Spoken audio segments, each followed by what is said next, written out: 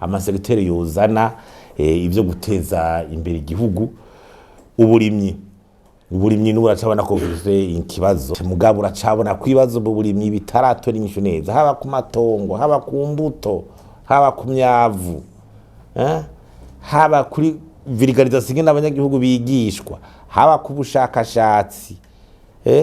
haba kuri mekanisation bita mekanisation y'agikora haba kwiki urabona neza yuko ibintu bitari kubiragira kuko harabaye igitabo citwa politique d'orientation du secteur agricole et d'élevage baba ko hari ama centre de rayonnement ibintu bavuga ko bishobora kuvuga sangana byinshi mugabo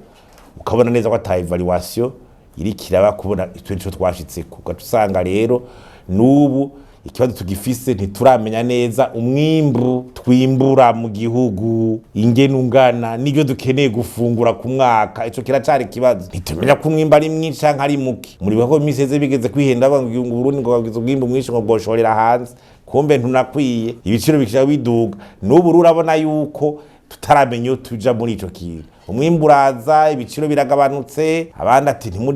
ntibije mu isoko ntibirengana intara abandi ati twodana tugira toronka duherana duke twokoresha ukimira ati none uburinyi mu Burundi nubwo kugira abantu birimira ivyo barya ugatusanga rero aho ntiturahatomokye ntiturabona neza ubushikiranganje bw'uburimyi n'ubworozi barafise uruhara muri ico kintu nta gihugu kitagira statistique y'uburimyi kuba tuti twimbura ibi ku mwaka mwadukeneye muri ico gihe leta icama yagavye igihe umwimbu udakwiye biyumvira uwundi yuzova niba bigura hanze bizimvye baca basubventiona kugira abanyagihugu babironke ku giciro giciriritse hama rero dufatira ingene ibintu vyifashe